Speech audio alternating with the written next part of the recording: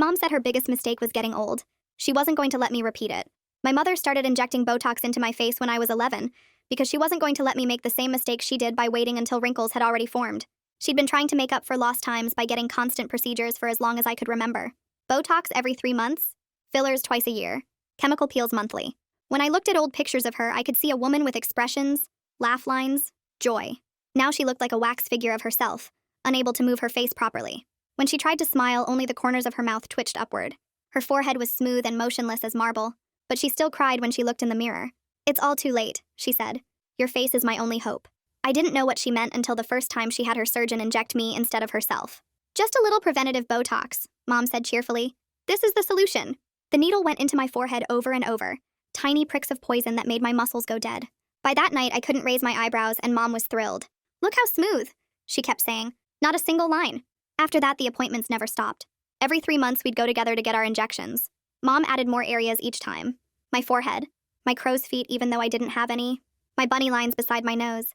The doctor would joke that I was his youngest patient. "Starting early is smart," he'd say while paralyzing my face. "Your mother is a visionary." By 13, I couldn't make any expressions at all. My face was a mask. At school, I couldn't react normally to anything. I couldn't laugh properly at jokes, couldn't look sympathetic when friends were upset, couldn't even look interested during class. Teachers thought I was being disrespectful. Kids called me Robot Girl and Ice Queen. "Why don't you ever smile?" people would ask. I wanted to tell them I physically couldn't, but Mom had made me promise to never discuss our procedures. "Beauty secrets stay secret," she always said. "If everyone stayed young, you wouldn't be special." Mom's obsession went beyond just Botox. She forbade me from making any facial expressions even when the poison wore off between appointments. "Every movement creates wrinkles," she'd remind me constantly. "No smiling, no frowning, no squinting." She'd snap her fingers in my face if she caught me moving any muscle. "Freeze!" she'd yell. "You're creating lines!" She made me practice keeping my face completely still in the mirror for hours. She even made me sleep with tape across my forehead to prevent unconscious expressions. The procedures escalated as I got older.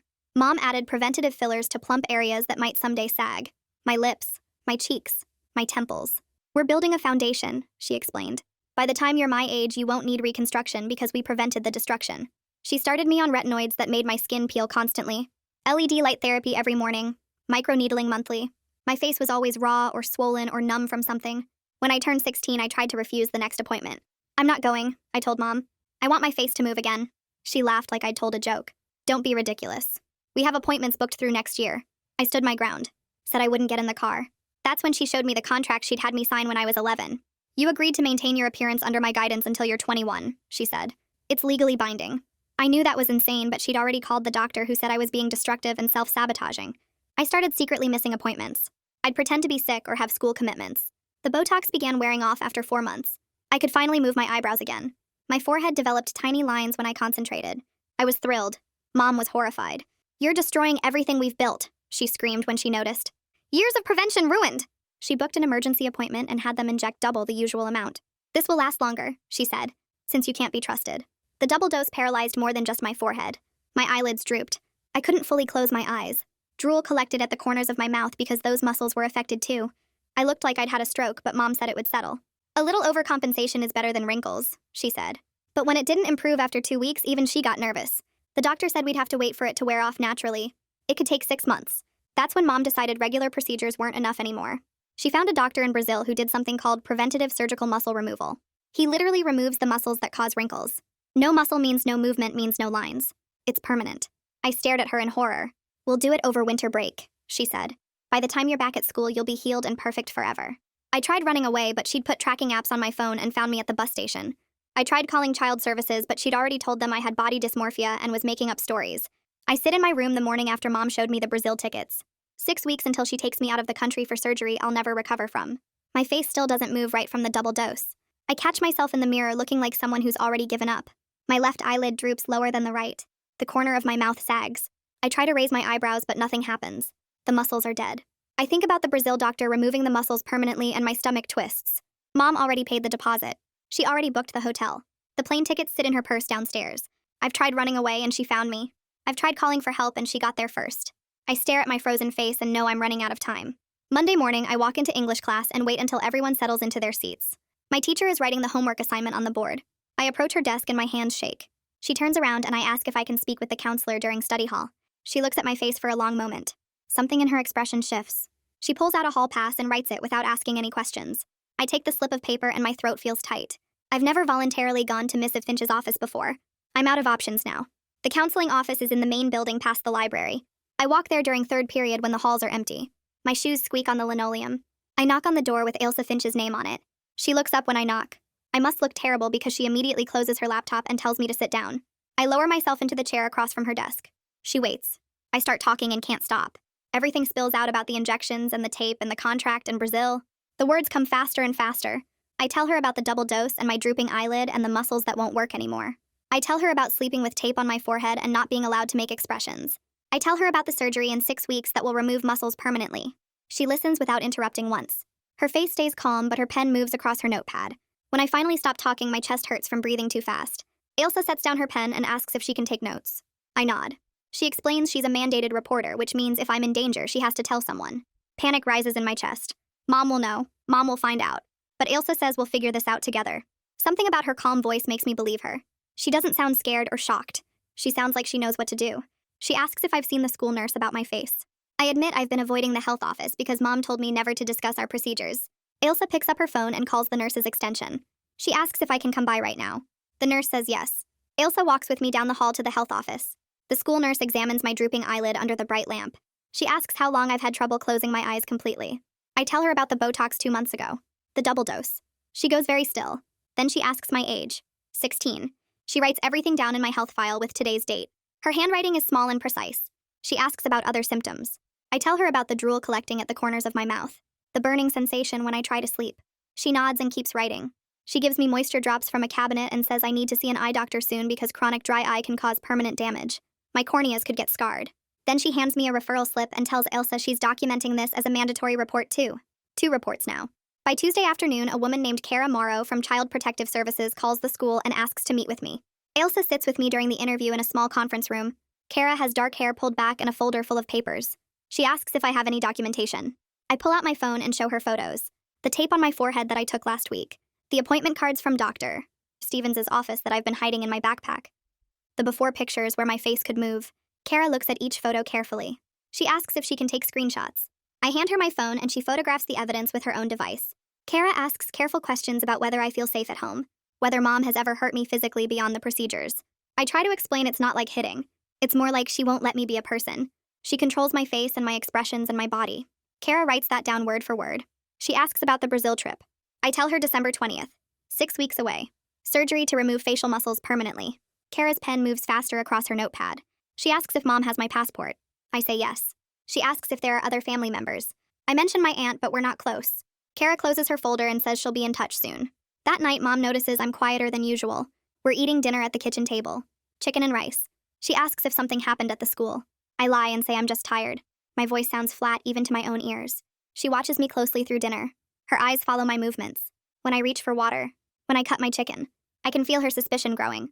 She asks if I talked to anyone today. I say just teachers and friends like normal. She studies my face, but I keep it blank. Years of practice keeping my expression frozen. For once, the paralysis helps me hide. Wednesday morning, Mom knocks on my bedroom door before school and walks in carrying a small white box.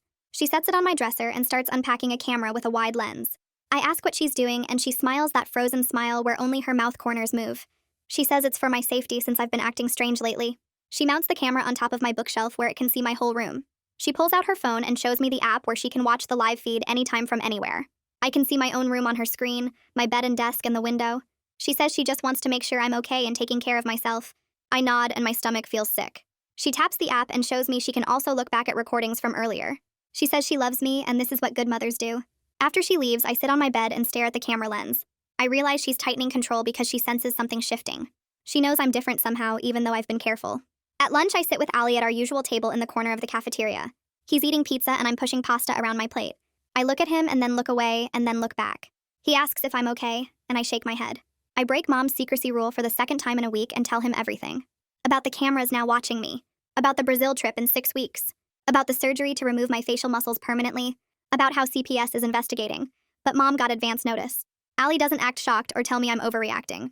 He just asks what I need and actually listens to my answer. I say I need a phone Mom doesn't know about. He nods and says he'll take care of it. Thursday morning, Ali finds me before first period and hands me a plastic shopping bag. Inside is a cheap prepaid phone still in the package from the convenience store. He walks me through the setup during study hall, showing me how to create it without connecting to any of my accounts. He says don't use your real name or email and don't let it connect to your home Wi-Fi. I thank him and my voice cracks. After school, I hide the phone inside a tampon box under my bathroom sink where Mom would never look. That night, I start collecting evidence systematically. I use the burner phone to photograph everything I can find. Appointment cards from Dr. Stevens' office going back 3 years. Receipts for procedures with dates and costs. The notebook where Mom tracks my injection sites in careful handwriting. The tape she makes me wear at night sitting on my nightstand. I photograph the camera in my room. The moisture goggles the nurse gave me. Everything that proves what's been happening. Friday afternoon during last period, the burner phone vibrates in my pocket. I ask to use the bathroom and call Kara back from a stall. She explains the initial report is filed, but CPS moves slowly. She's scheduled a home visit for next week, but warns me that Mom will get advance notice and time to prepare. She says keep documenting everything and stay safe. I ask what happens if Mom takes me to Brazil before anything changes. Kara goes quiet for a second and then says we're working on preventing that. Saturday morning, Mom leaves for her own appointment and I go into her office. I search through her desk drawers carefully, putting everything back exactly where I found it. In the bottom drawer under some files, I find the contract she made me sign when I was 11. I pull it out and read it now with different eyes.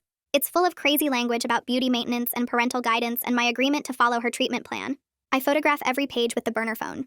The signature at the bottom is mine, but I was 11 and didn't understand what I was signing. Monday during lunch, I use the school library computer to search for the medical board complaint hotline. My hands shake as I dial the number from my burner phone in the bathroom. A woman answers and I report Dr. Stevens for performing cosmetic procedures on a minor without proper consent. She asks questions and I answer them all. She asks if I'm in immediate danger and I say not today but soon. I tell her about Brazil and the planned surgery to remove facial muscles. I tell her about the double dose that paralyzed my face. She takes down all the details and gives me a case number. She says someone will follow up within 2 weeks. Tuesday after school, I'm in my room doing homework when I hear Mom's phone ring downstairs. I hear her answer, and then her voice changes. She's talking in a strained way about misunderstandings and privacy concerns. I creep to the top of the stairs and listen. She keeps saying things like, this is a family matter and my daughter is fine and there's been some kind of mistake. When she hangs up, she's pale. She comes upstairs and stands in my doorway. She asks if I've been talking to anyone about our appointments. I lie and say no. She studies my face for a long time. She doesn't believe me. She holds out her hand and tells me to give her my phone. I hand over my regular phone. She says give her my laptop too. I get it from my desk and she takes it. She says I've lost privileges until I can be trusted. She says she's disappointed that I would betray our family privacy.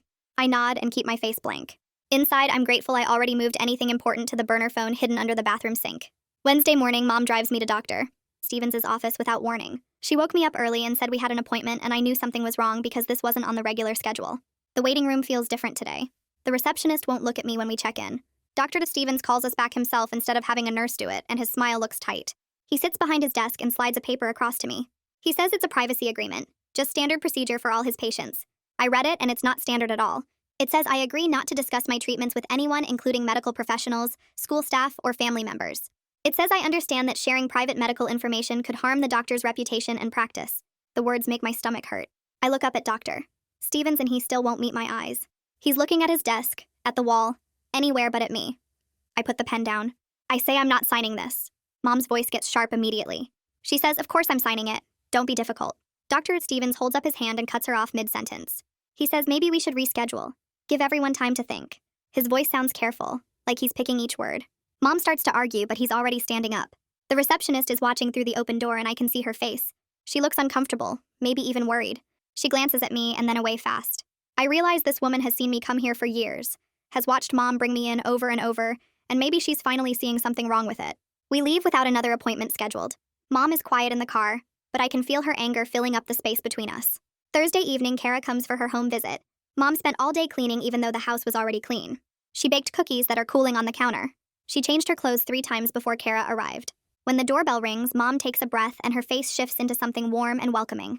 Kara comes in and Mom is perfect. She offers coffee and cookies.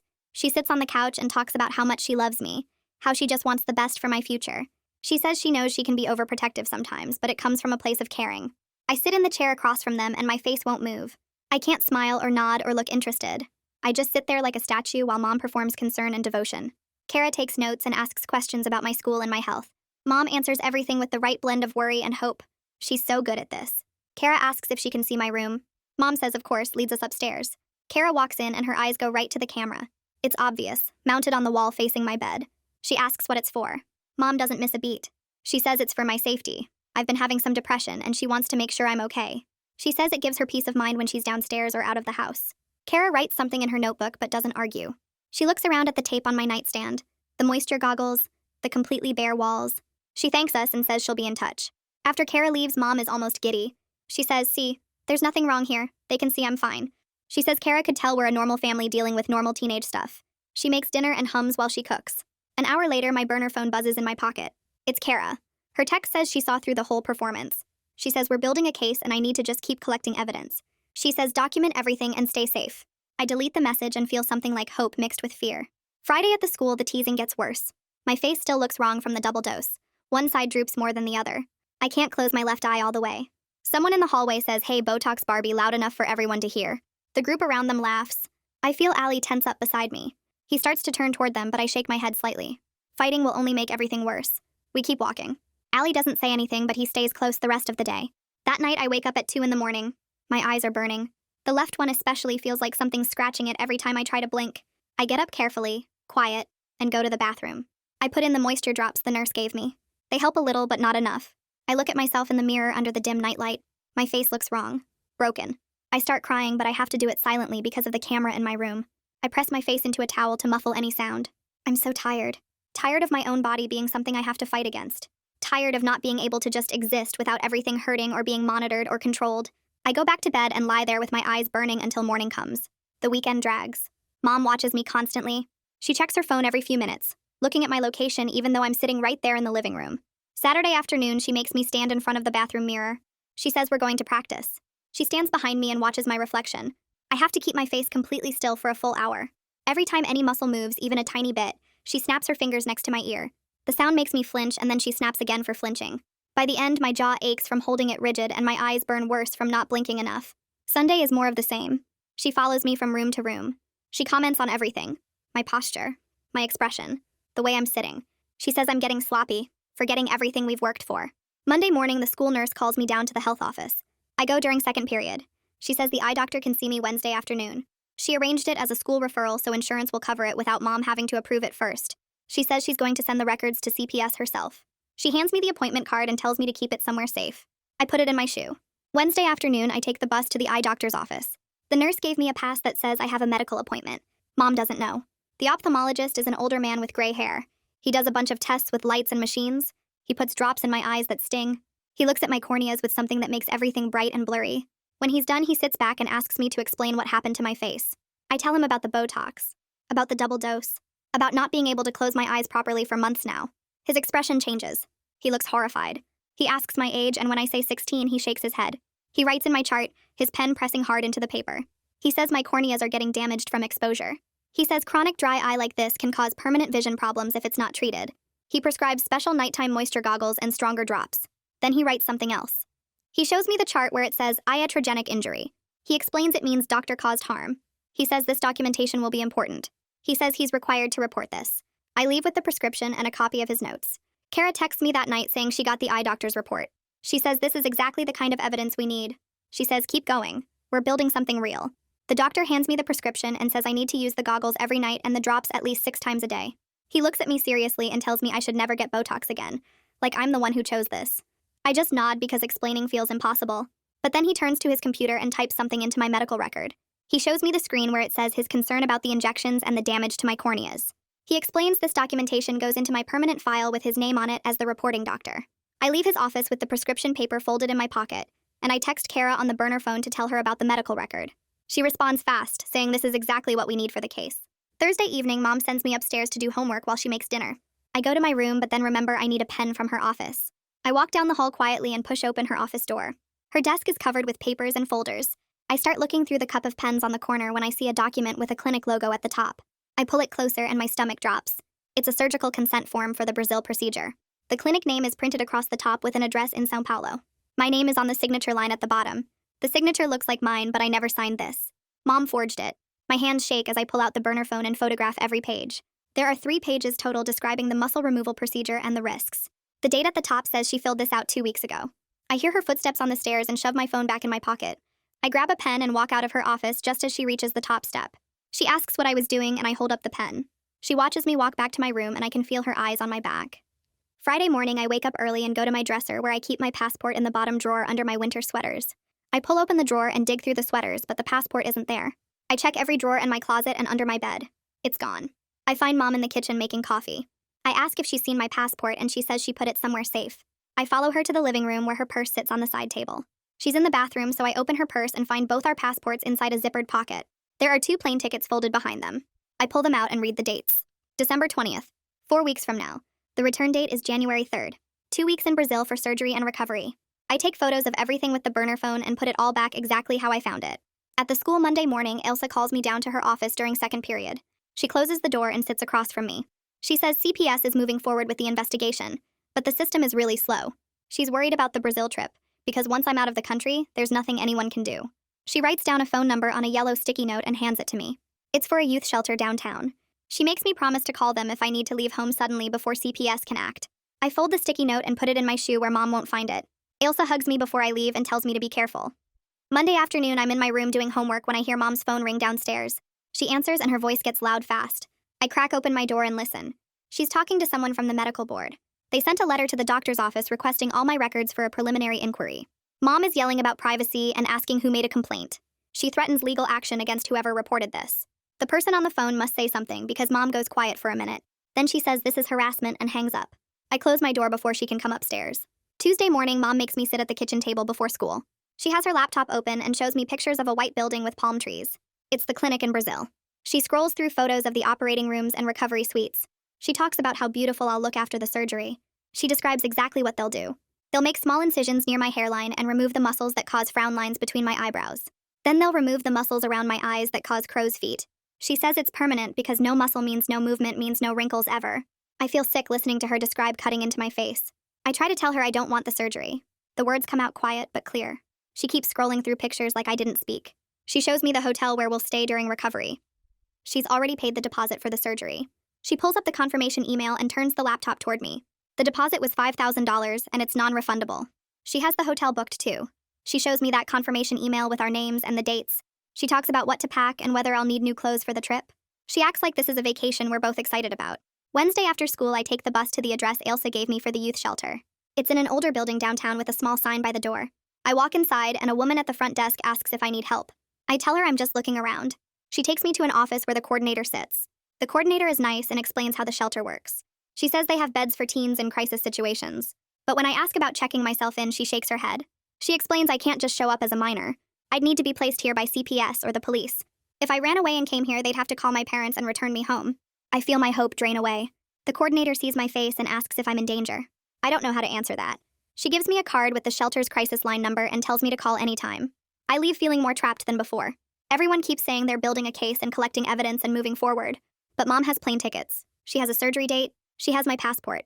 Talking to adults hasn't actually stopped anything yet. Thursday, I skip lunch and go to the library. I use one of the public computers to search for information about emancipation. I read through legal websites explaining the process. I'd need to file a petition with the court. I'd need to prove I can support myself financially with a job and income. I'd need to show I have stable housing arranged. I'd need to demonstrate I can manage my own affairs. At 16 with no job and no place to go, it's completely impossible. I close the browser and sit there staring at the blank screen. The plane leaves in 3.5 weeks. Friday afternoon, I'm in the library during lunch period, sitting at one of the back computers where nobody usually goes. I'm staring at the emancipation requirements page again, even though I've already memorized why it won't work. My eyes burn, and I realize I'm crying. I try to stop, but can't. I hear footsteps and look up to see Ali standing there holding his lunch tray. He doesn't ask what's wrong or tell me it'll be okay. He just pulls out the chair next to me and sits down. We don't talk. He eats his sandwich and I cry quietly and try to breathe normally. After maybe 10 minutes, my breathing evens out. Ali stands up and leaves without saying anything. 20 minutes later, he comes back with 2 granola bars and sets them on the desk next to my keyboard. He still doesn't ask questions. He just nods once and walks away. I pick up one of the granola bars and eat it. I haven't eaten lunch in 3 days because the cafeteria feels too loud and exposed. The granola bar tastes like cardboard, but I finish it anyway. Friday night, Mom calls me into the living room after dinner. Her laptop is open on the coffee table. She pats the couch cushion next to her and tells me to sit. She's pulled up a folder of photos from the Brazil clinic. The first image shows a woman's face from the side with marks drawn on her forehead and around her eyes. Mom explains these are the incision points where they'll go in. She clicks to the next photo showing the same woman with small bandages along her hairline. Mom says the cuts are tiny and heal quickly. She scrolls through more pictures of different patients. Before and after shots. Women with smooth foreheads that don't move at all when they try to raise their eyebrows. Mom points at one photo and says this patient was 30, but now she'll never get forehead lines. She clicks to a document and reads aloud about the recovery process. 2 weeks of staying very still while everything heals inside. No facial movements at all during that time. Ice packs every few hours. Pain medication. Sleeping propped up on pillows. Mom's voice gets excited when she talks about how smooth my face will be forever. She shows me the hotel where we'll stay. She's already paid the deposit for the surgery. She pulls up the confirmation email and turns the laptop toward me. The deposit was $5,000 and it's non-refundable. She has the hotel booked too. She shows me that confirmation email with our names and the dates. She talks about what to pack and whether I'll need new clothes for the trip. She acts like this is a vacation we're both excited about. I sit there frozen watching her scroll through pictures of women who can't move their faces. That night, I lie in bed wearing the moisture goggles that cover my eyes and the tape stretched across my forehead. I can hear Mom moving around downstairs, cabinet doors opening and closing, water running, her footsteps crossing the kitchen floor. The camera on my dresser has a tiny red light that blinks every few seconds. I count the blinks. The plane leaves in 3.5 weeks, 24 days. CPS came to visit and nothing changed. The medical board opened an inquiry and I'm still here. Kara said they're building a case, but Mom has plane tickets and a surgery date and my passport. Monday morning, my burner phone vibrates in my backpack during homeroom. I wait until I get to the bathroom to check it. Kara's calling. I lock myself in the furthest stall and answer quietly. She tells me the medical board inquiry is open officially now. They're reviewing everything. She asks if I have any new evidence. I tell her about the forged consent form I found with my signature copied onto it. I tell her about the plane tickets for December 20th. Kara's voice gets sharper. She asks when I found these things. I say last week. She tells me to send her photos of everything right now. I explain I'm at the school, but I can do it during study hall from the library computer. She says that's fine, but do it today. She needs everything I have. Her tone is different from before. More urgent, less patient. I can hear papers rustling on her end. She tells me she's going to request an emergency hearing to prevent international travel. She says she needs all my evidence photos sent to her email within the next few hours. I promise I will. During study hall, I sign into my email on a library computer. I pull up all the photos I've taken on my burner phone over the past weeks. The contract from when I was 11. The appointment cards. The forged consent form. The plane tickets. The confirmation emails. The notebook where Mom tracks injection sites. Photos of the tape and goggles. Pictures of my face when the double dose made my eyelid droop. I attach everything to an email and send it to Kara's address. 47 attachments total. My hands shake while I wait for them to upload. Tuesday after school, I'm in my room doing homework when the doorbell rings. I hear Mom answer it. Then her voice gets loud. I go to the top of the stairs and see 2 people in the entryway showing Mom identification badges. They say they're from Child Protective Services and they need to come inside. Mom's face goes stiff.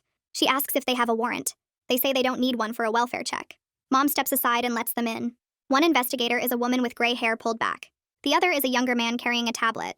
They ask to see my room. Mom follows us upstairs. The woman asks Mom to wait downstairs while they talk to me. Mom starts to argue, but the man says it's required procedure. Mom goes back down the stairs. I can hear her pacing in the hallway below. The investigators look around my room slowly. The woman photographs the camera on my dresser with her phone. She opens my nightstand drawer and photographs the tape inside. She picks up the moisture goggles from my bathroom counter and photographs those too. They ask me to sit down. The man pulls up a form on his tablet. They ask about the Brazil trip. I tell them everything. The surgery to remove facial muscles, the hotel booking, the December 20th flight, the $5,000 deposit. Mom's voice rises from downstairs. She's on the phone with someone. Her words are muffled but angry. The investigators write everything down. They ask if I feel safe. I don't know how to answer that. They ask if Mom has ever hit me. I say no. They ask about the procedures and I explain the years of injections and the contract and the double dose that paralyzed my face. The woman takes more photos of my face from different angles. Wednesday morning, Mom barely looks at me at breakfast. She doesn't speak except to tell me to hurry up. At the school, she texts me twice before lunch asking where I am. I text back that I'm in class. She texts again an hour later. After school, she's waiting in the car with the engine already running. At home, she follows me from room to room. When I go to the bathroom, she stands outside the door. When I do homework in my room, she sits on my bed watching. She checks the camera feed on her phone constantly, even though I'm right there in front of her. That night, she comes into my room 3 times to check on me. I pretend to be asleep. I can feel her standing by my bed looking at me. Thursday at the school, Ailsa calls me to her office during second period. She tells me she filed an updated mandated report yesterday. She included information about the forged consent form and the Brazil travel plans. She explains that sometimes the system needs multiple reports from different sources before it takes action. Every piece of documentation helps build the case. She asks how I'm holding up. I tell her Mom won't leave me alone. Ailsa writes something down. She says to call her immediately if anything escalates. Thursday night, I'm in the bathroom brushing my teeth when I hear sounds from my room. I walk back in and Mom is going through my backpack. She's checking every pocket and pulling out notebooks. She looks up when she sees me. She asks where my phone is. I point to my regular phone charging on the desk. She says the other one. I tell her I don't know what she means. She dumps my backpack completely out on the bed. She goes through my bathroom drawers. She checks under my mattress and inside my pillowcases. She doesn't find anything because I moved the burner phone to my locker at the school that morning. Some instinct told me to hide it better. Mom leaves my room without putting anything back. My stuff stays scattered across the bed. I sit down on the floor next to the mess and count days again. 3 weeks and 1 day until the plane leaves. Burner phone stays in my locker where she can't find it. Wednesday morning at the shelter, the therapist sits across from me in a small office with soft chairs and a box of tissues on the table. She doesn't ask me to explain everything at once. She asks what I need today, and I say I don't know. And she nods like that's okay. She talks about trauma and control and uses words like coercive and autonomy. And when she says what happened to me has a name, I feel something shift inside my chest. Medical abuse, psychological control. It's real. I'm not making it up or being dramatic like Mom always said. The therapist explains that my body learned to freeze as protection, and now I have to teach it that moving is safe again. She gives me homework to practice making one facial expression in the mirror each day, just to prove I can. Thursday afternoon, Kara arrives with a folder full of paperwork and sits with me in the shelter common room. She explains temporary foster placement with my Aunt Sheila, Mom's younger sister, who I've maybe seen 5 times in my life. Sheila came to the court hearing and told the judge she'd been worried for years, but didn't know how to intervene, and now she's offering me a room in her house across town. Kara shows me photos Sheila sent of the bedroom, plain and simple with blue walls and an empty desk. No cameras. Sheila works as a nurse and lives alone and told Kara she understands medical trauma. I sign papers agreeing to the placement, and Kara promises to check on me twice a week minimum. The next court hearing happens 2 weeks later, and I sit in the waiting area with Kara while Mom arrives with her lawyer. She looks smaller somehow, her face still frozen but her shoulders curved inward. Her lawyer presents a case plan where she'll attend therapy twice weekly, and all contact with me will be supervised through CPS. The judge reads through the plan and asks Mom directly if she understands the seriousness of the medical abuse findings. Mom's lawyer answers for her, but the judge interrupts and makes Mom respond. She says yes in a voice I barely recognize. The judge extends the travel block indefinitely and adds a provision that any medical or cosmetic procedures for me require court approval until I'm 18. Mom's lawyer objects, but the judge shuts it down fast. I move to Aunt Sheila's house the first week of December, and everything feels strange. She shows me my room and the bathroom and says I can arrange things however I want. At dinner, she makes pasta and we eat at the kitchen table, and she doesn't comment on my face or watch how I chew. I catch myself freezing when I reach for my water glass, that old habit of moving as little as possible, and then I remember I don't have to anymore. Sheila notices and doesn't say anything, just keeps eating her own food. That night, I sleep in a room with no camera and wake up confused about where I am. The medical board sends Dr. Stevens a formal letter in mid-December requiring him to complete ethics training and implement new protocols for treating minors. Kara tells me it's not a full license suspension, but it's significant. He can't perform cosmetic procedures on anyone under 18 without a third-party oversight now, and the board is reviewing all his minor patient files. Kara says it might lead to more consequences later, but these things take time. By winter break, I'm settling into a routine that feels almost normal. Therapy twice a week where I'm learning to recognize my own feelings instead of just Mom's reactions. Regular appointments with the eye doctor who says my corneas are healing now that I can blink properly. The Botox is finally wearing off after months, and I can move my eyebrows again. Tiny movements that feel huge. Sometimes I stand in front of Aunt Sheila's bathroom mirror and practice expressions just because I can. Raising my eyebrows, frowning, smiling with my whole face instead of just my mouth corners. My forehead wrinkles when I concentrate, and I don't care. Mom writes me letters that come through her therapist to Kara to Aunt Sheila, who reads them first and asks if I want to see them. I say not yet. Maybe someday I'll be ready for supervised visits, but right now I'm learning what it feels like to own my own face. School is still hard, and kids still stare at my drooping eyelid and the way my face moves wrong sometimes. But Ali eats lunch with me every day, and doesn't ask questions about the foster placement. Ailsa checks in with me weekly, and we talk about college applications and normal future things. I'm starting to imagine a future where I get to decide what happens to my body, where I can laugh without counting the cost in wrinkles, where my face belongs to me.